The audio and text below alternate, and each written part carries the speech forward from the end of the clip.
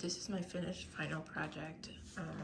A couple of the things that I feel I could have changed or done better about this.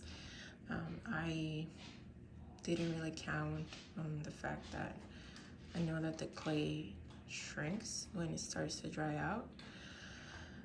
So a couple of things that went wrong with that would be I had cut like the very edge of the corners here, and as you can see, once the clay started drying, it started to shrink on the piece of wood.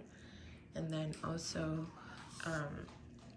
the amount of clay that I used on the cactus. So you can see on this side, I used a pretty generous amount, but even then I still got somewhat of a crack. And here I didn't use enough, so when it started drying out, it started cracking against the wood.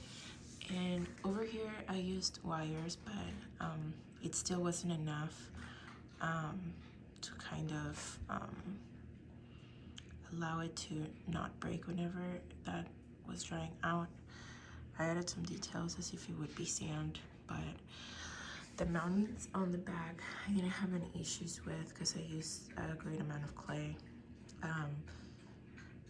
to make them as big. I just think I just had trouble with this